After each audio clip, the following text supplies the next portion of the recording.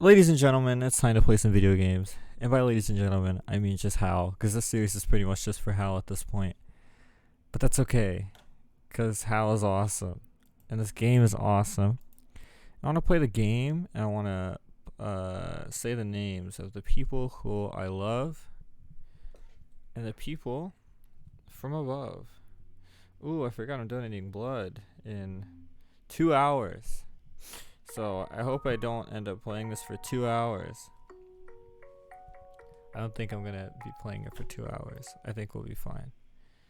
Let me move this over. I don't know if it's balanced very well, but this balance is good for my rip slime videos, so this should be fine. Anyway, we're gonna inspect my memories. We're gonna tranquil some days right now. Wait.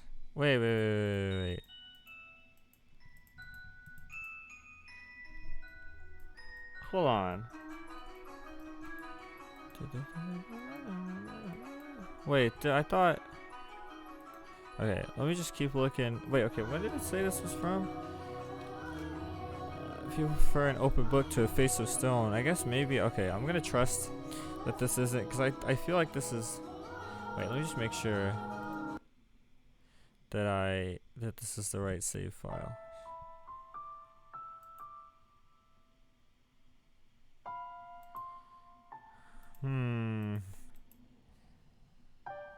But when was the last? Okay, just ignore Discord. When was the last one? Oh, I'm sorry, is this one? Okay. I guess it probably is the right one, and I'm just crazy. Okay, and I apologize for being late today. Now there's something unusual, you not being punctual. Maybe next we'll go a whole month without rain. Do have mercy on next year's crop smell. You hyperbolized father. So did something nice happen? Huh? You look like you're in good spirits. Do I? No, nothing. Something did happen, didn't it? It's all over my face, isn't it? People prefer an open book to a face of stone. So it is. People may prefer it, but it's not a good trait to have for social engagements. What? Not the kind of engagements you'll be having anyway. I'm sorry. Don't look so dejected. For now, at least, there's nothing wrong with that. So tell me, what has you in such a joyous mood, Mel? You torment me so, father. We've taken on another maid. You know how that goes, right? Someone new comes and things get lively for a while. All the excitement has gotten to me. That's all. Oh ho ho! Why are you looking at me like that? No reason, no reason. So what family does the little lady come from? Oh, I don't actually know. You don't know? I was gonna ask her, but I missed my chance. Father's returned home, and I can't speak to mother. I see. She's caught your eye, has she? Yeah, she has. But the truth is, you're more than just interested in her, are you not? What? No, I... Ha ha ha. Ah ha ha. You do truly enjoy tormenting me. Well, I should be getting home now. Mel. Yes? Make certain you find out where she's from. If you're genuinely interested in her, it's your responsibility to determine if she's actually suitable for you. Thank you, and excuse me. Hey, she doesn't have money. I mean, if that doesn't, well, she doesn't need to have money. She's awesome. She's got Ruby, or she. I don't remember which one is Flax and which one is Ruby, but she's one of the two, and I think that's freaking awesome. Doesn't matter if she's from, yeah, see, exactly. Doesn't matter if she's from an esteemed family or not. By the way, I have this new microphone and I'm recording with it, and I have to hold it, which is a little bit of a pain, but I can only play this, or I only have to have one hand to play this game, so it's fine.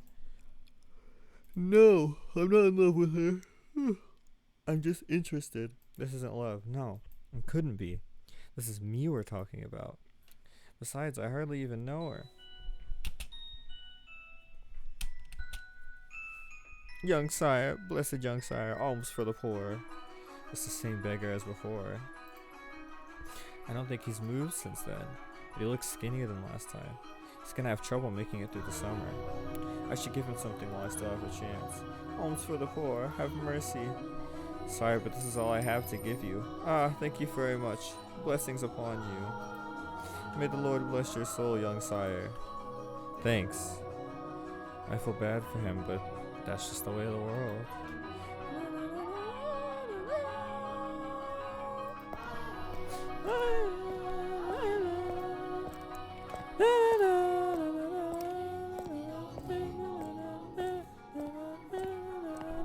Skies are really clear.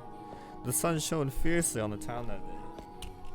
As was characteristic of the area, cloudy days and rain were frequent during the season, but the sun almost always took the stage the day after a storm.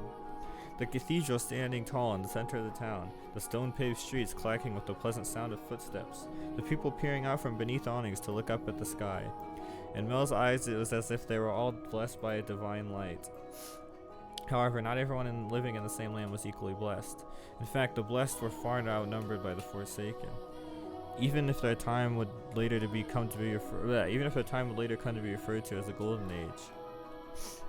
So true. Elsewhere, back at the mansion, Nellie was causing trouble for the Abigails. On a whim, she decided to redecorate her bedchamber, so she gathered the maids and put them to work, shouting orders and demands and complaints. And she had not only summoned her personal servants, but others as well, including the white-haired girl. Oh, here we go.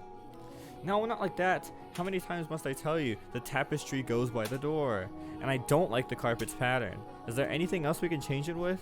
Hey, who put this ugly vase here? Nellie appeared to be rather irritated, and it was the servants who bore the brunt of her frustration. Though if they found this similarly vexing, none of them showed it. She was a girl who spoke her mind, a trait particular to that time in history. Women of the Golden Age were so vivacious, in fact, that it inspired parody and satire in foreign countries. But no matter how hands-off her parents were, had Nellie been born a generation earlier, or a generation later, she likely would not have been able to act so free-spirited. That day, however, Nellie did not seem to be her usual self. Though she always spoke her mind, it rarely went beyond being childishly adorable. It was unusual to see. I'm screwing up a lot today. It was unusual to see her in such a foul mood, not even a smile on her face. Ugh, get rid of all of it. The carpet, the chair, the desk, it's all so ugly. Don't we have anything better? If we don't, then order it, have it made. You can do that much, can't you? Hurry up and replace them. Damn, bro. Having only arrived that morning, the white-haired girl was unsure what she was supposed to be doing, caught in the middle of a flurry of maids and furniture and fabric. She chased frantically scrambling Abigails with her eyes and made attempts to help, but not being familiar with the work, she only ended up getting in their way. She probably felt that everyone would be better off with her not in the room. So when the maids ordered to get new furniture and made their way out of Nellie's room, she attempted to follow them. You hold on a second. You, yes you, with the white hair. However, Nellie stopped her before she could take her leave. The white-haired girl turned back, bewildered, to find Nellie smiling at her. The corners of her mouth turned up into a self-assured grin. There was no trace of timidity and uncertainty in her demeanor. Her flaxen eyes seemed like they would look nice under the light of the sun. Almost the exact opposite of the white-haired girl. Okay. I wanted to talk to you, actually. Her mother never was one to share. I asked her to trade maids, but she wouldn't have it. Trade? You mean for... Which is why I decided to completely redecorate my room, because then I would need some extra hands. But why?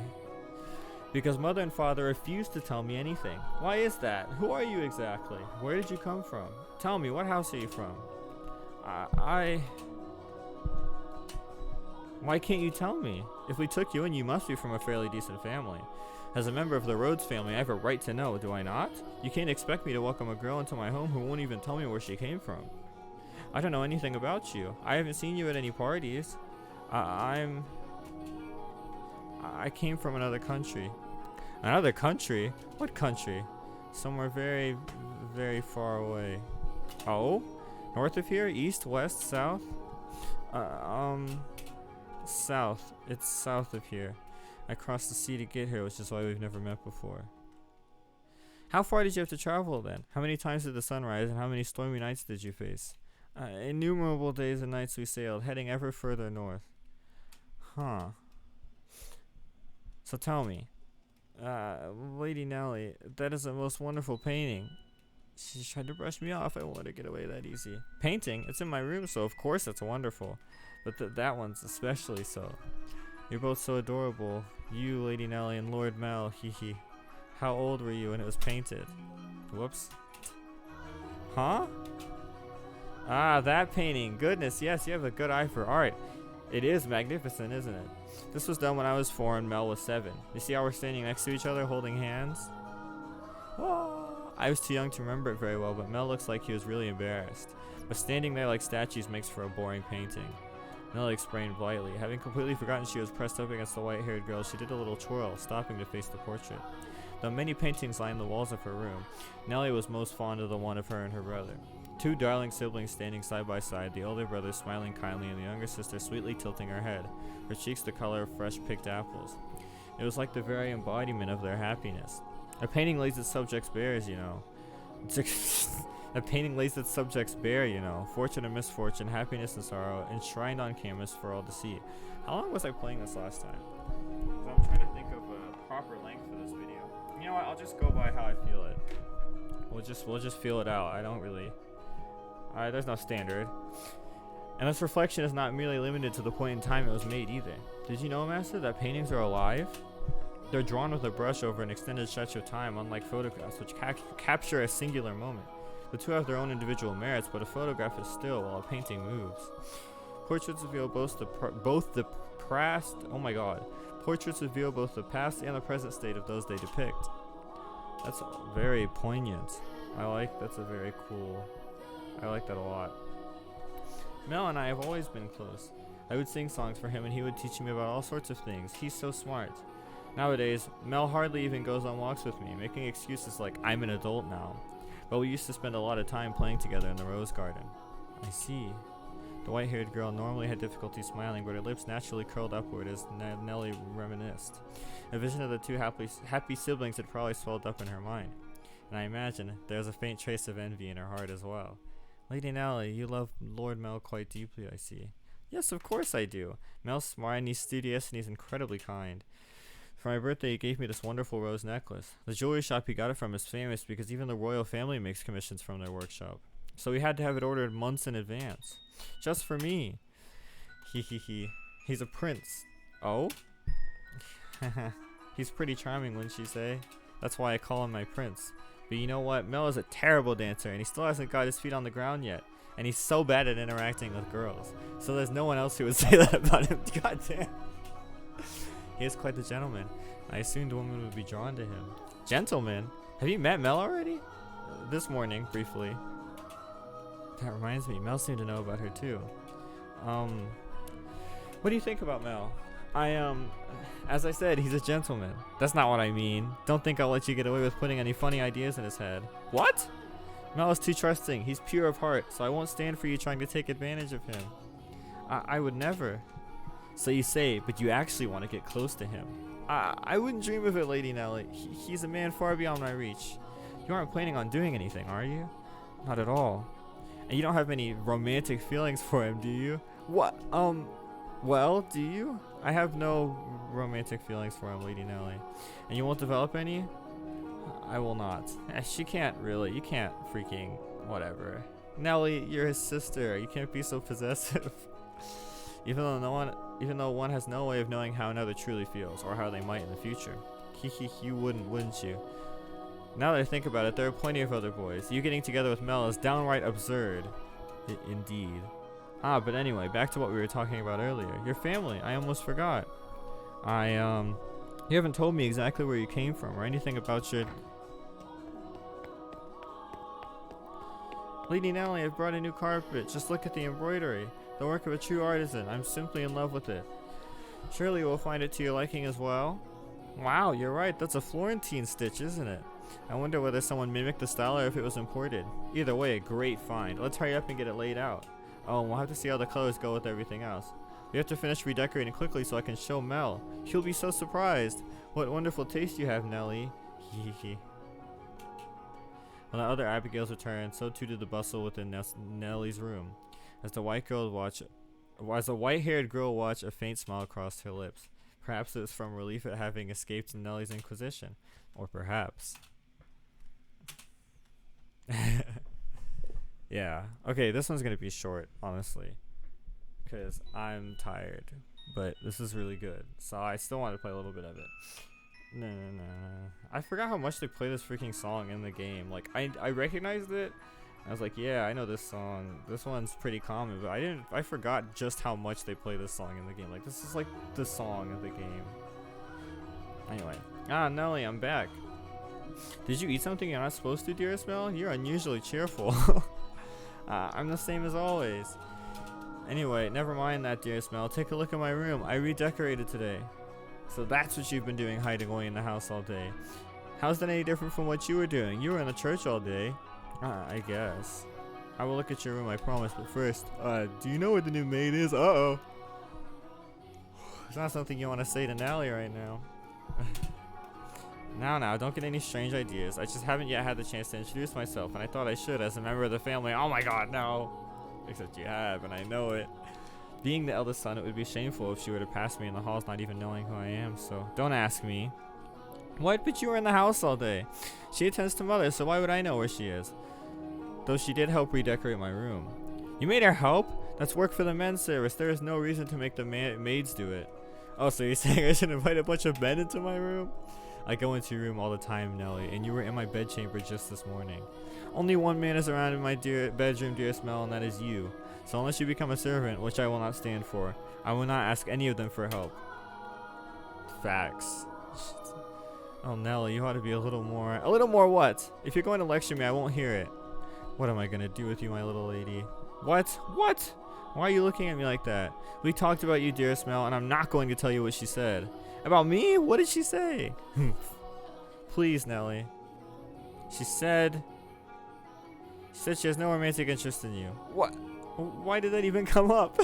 Because they're both girls. We talk about things like what kind of boys you like and who's the most handsome. Why do you look so downtrodden, dearest Mel? You look like a sad little boy. You can't get his crush to notice him. Oh my god.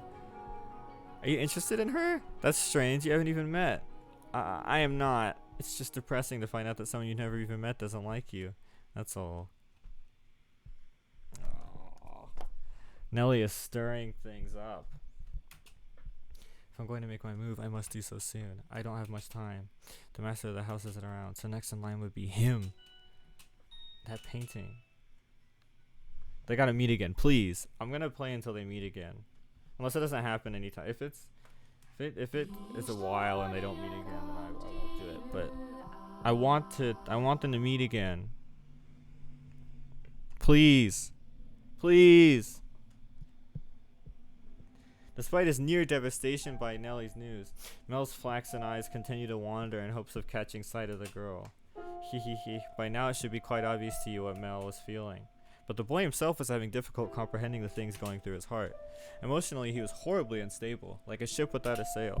And still, every time he spotted the white-haired girl, his heart would leap, his whole body jitter with anxiety and excitement. He had never felt anything like this before, and as such, he struggled to keep these strange emotions in check. Whenever he saw an opportunity, Mel would speak to the white-haired girl. And days he was unable to, he either spent in secluded silence or a distracted daze. Love is a curious thing. It has the power to change those who experience it. When he did manage to approach her, he tripped over his tongue. Again and again he talked to her, and again he stumbled.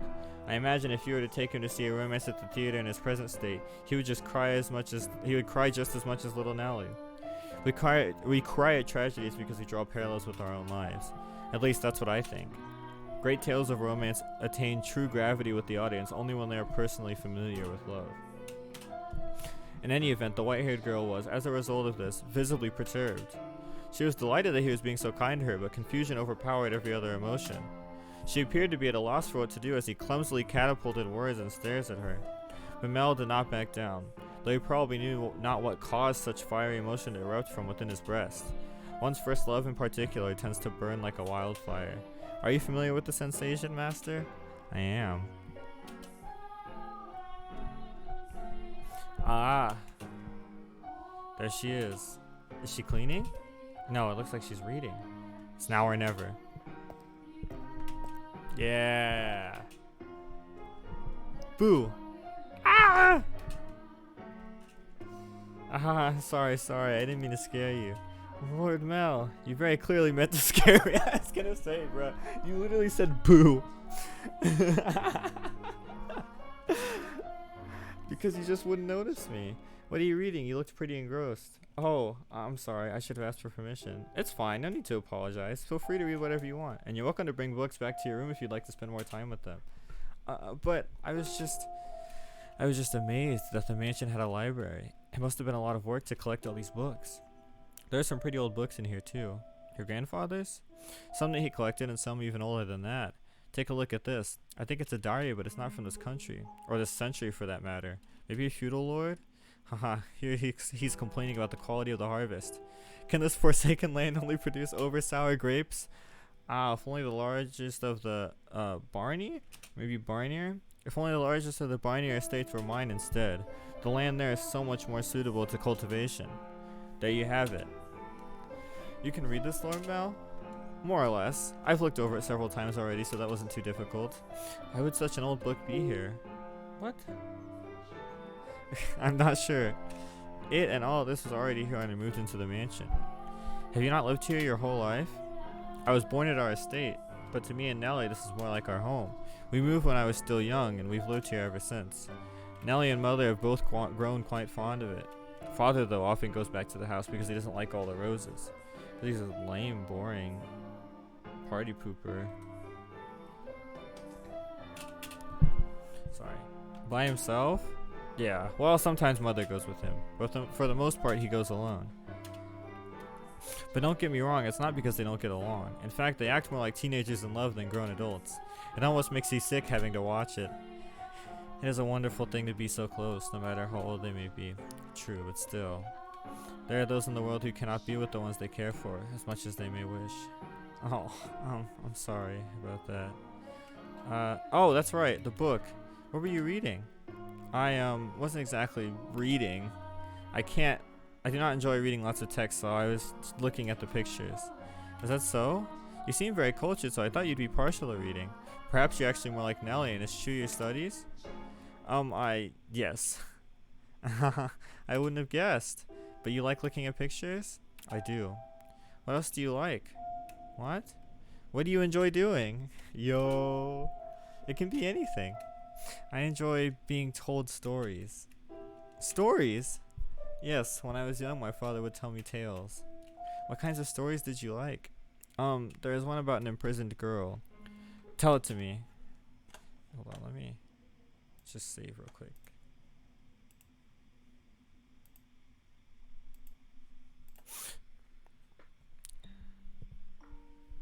Once there was a girl, and she was locked away in a mansion deep in the forest. A mansion with only one window. But the window sat high upon the wall, far beyond her reach. So it was always very dark inside, unlike this mansion. However, the girl did not like the outside world. There were lots of scary things out there, after all. Though she may have been all alone in the mansion, she grew comfortable with the darkness in time, so she had nothing to be afraid of. And then, am I doing a good job? You're doing fine, keep going. What happens next? Okay. And then the girl grew up. By then she'd already forgotten why she was locked up. But she was content with the darkness. However, her eyes couldn't help but be drawn to the little bit of light that spilled through the one window. Though she was comfortable in the darkness, the sight of the light made her heart race. At first, the girl thought it was because she found it unpleasant, because she disliked the light and the outside. But slowly she came to realize that she was curious about the outside world. What could be happening out there? For all she knew, the town, the forest, the people, all of it could have changed while she was imprisoned in the mansion. But she had no way of finding out. So the girl decided to write letters and throw them out the window. What began as empty grasping became routine, continuing for several months until she was finally ready to give up. But then, a beautiful white dove flew in through the window. Tied to the dove's leg was a letter. Her heart racing, she read the words contained within. It seemed to have been written by a man. The letter contains numerous questions for the girl. It also said that if she attached her reply to the dove, it would bring the letter back to him. She was astonished, but she wrote him back anyway, taking care not to mention where she was. After having exchanged letters a number of times, the two felt very close to one another, as though they had known each other for many years despite having never met. And eventually the man said he wanted to meet her? Indeed. The girl was unsure what to do. Should she tell him of how she lived? Should she reveal where she spent her days? She was afraid if she did, he would cease to send her letters. She was sure he believed her to be a young lady of noble blood, and not a girl locked away in a house deep in the forest. The girl could not bring herself to write a response. She released the dove through the window with nothing attached to its leg, and yet it returned with another letter, written in the man's familiar hand. You must surely have a grave reason for your silence, it said. I'd like to know that reason, and I would like to help you. No matter what it may be, you have my word. She deliberated. Those letters were kind. She did not know this man. He was from the outside. Would he still treat her the same way when he met her? And did she even want to step out into the world beyond? What do you think she did? Wrote a letter and agreed to meet him, right? Yes, she did. The girl made up her mind. She would write a letter. As always, when she tied it to the dove's leg, it flew off out the window. And for some time after that, she received no response from the man. This saddened her, but she thought it was for the best. She belonged in her own confined world, her world of darkness. But then, one day, light shone into the mansion. The sealed door had been opened, and in the doorway stood a handsome young man. I have come for you, he said. The man was a prince from a neighboring kingdom. When the girl stepped outside, before her sat a magnificent carriage, the likes of which she had never seen. Why does it keep doing that? Sorry, Stop! I don't have an answer for that. Accompanied by many servants. The prince, kind as in the letters, swore his love to her, and the two lived happily ever after. Aww. It was a good story. Aw, what a nice story. I'm glad it had a happy ending. Hee, a prince. Wait. Oh, was there something funny about the story? No, that's not why I was laughing. Do you ever imagine what it would be like if a prince showed up for you? Huh?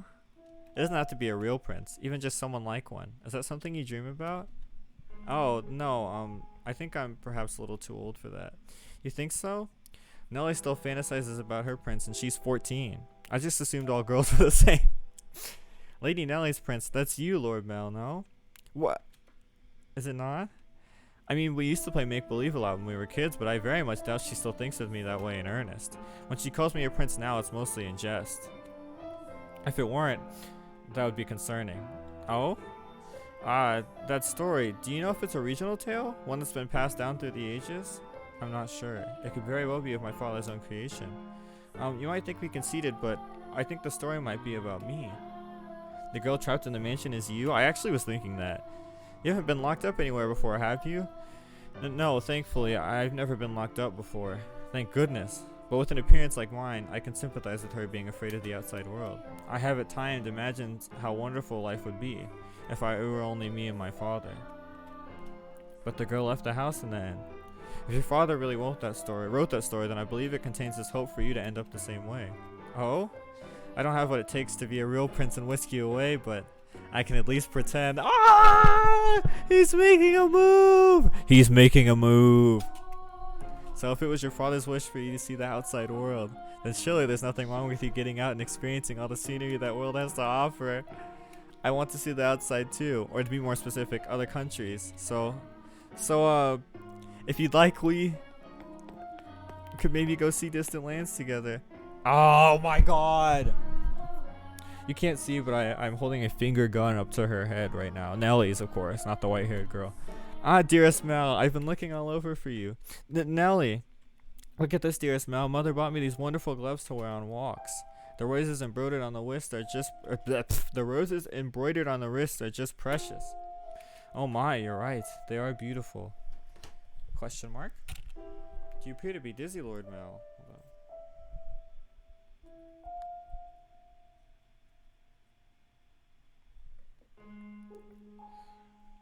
Sorry, I'm texting Teddy. Okay. Ah! Are you feeling unwell? No, I'm fine.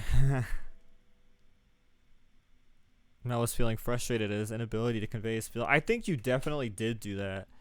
And as this frustration built up over time, he developed, I suppose you could call it, a severe case of lovesickness. For several consecutive nights, he had been afflicted with a peculiar sensation, a presence in his bedchamber.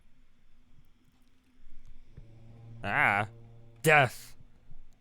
Death to the unholy one. Death to the heretic. Death to the witch.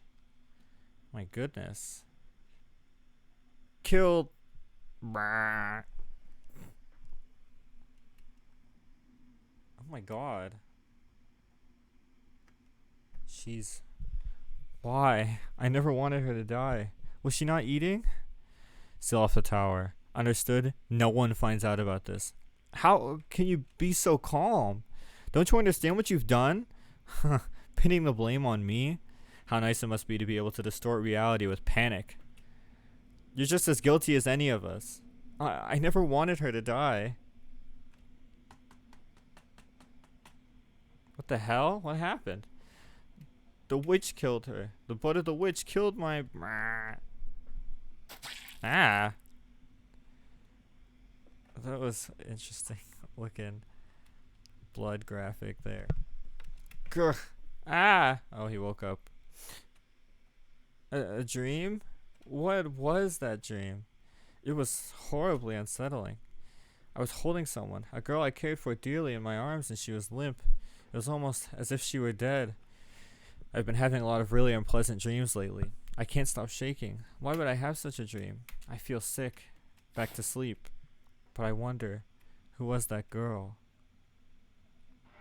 I can sense someone standing beyond my door. Is someone there? It's like they're watching me. Is it just my imagination? I can't move. What? What do you want? Go away. Ha.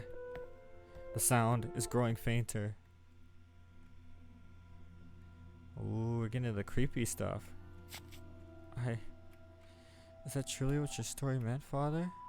But such a magnificent garden. Something we could never have had. Are my intentions misguided? What a beautiful white rose. Ooh, CG time, CG time. You know, you could have sneaked into his room rather easily then. No one was watching. Hehehe. How long have you... Oh, you needn't pay me any mind. I shall not condemn you, no matter what you might do. Rather, I'm on your side. I was not gonna do anything. Oh, is that so? Then perhaps you're out for a late night stroll. I imagine you have less difficulties going outside at night. I beg your pardon. I'll return to the mansion immediately. Oh yes, that reminds me. It was also the middle of the night when the grocer's servant broke into their safe. News of that spread quite far. I'm sure you would have heard about it. Oh? Although, was Gamash imprisoned? Dear me, I'm having trouble remembering. But worry not. If you wish for it, the mansion shall provide. You are in no danger whatsoever of getting caught. You said that a witch lives in the mansion, did you not? I did. Does that sound perhaps a bit archaic to you? No, I believe those rumors mockingly refer to me. Oh my. I've been accused of being a witch before, which is amusing. I don't have any magical powers. I simply have an unusual appearance. The CG changed. My, what a lovely shade of red. The rose. Is something the matter? This rose was white. Until I took it in my hand. Hehe, is that so? I apologize, I must sound mad. I'm sure I was just mistaken. It couldn't possibly have changed. I wonder. Yes? Did the girl locked in the mansion become a princess? What? We should lock up and head to bed. Make sure all the shutters are closed nice and tight, and then draw the bar on the front door. Oh my god, bro. The maid is a good character. I like the maid. Awesome. Okay, I'm gonna stop now. It's been 30 minutes. Jesus Christ. I can't believe it's already been like 15 minutes since I looked at the time last, and I was like, yeah, this isn't gonna be that much longer.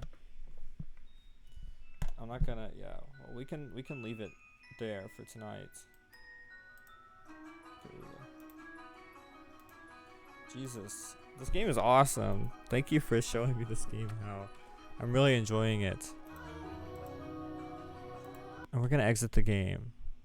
And we're gonna shout out my name. Yeah, yeah, yeah, yeah.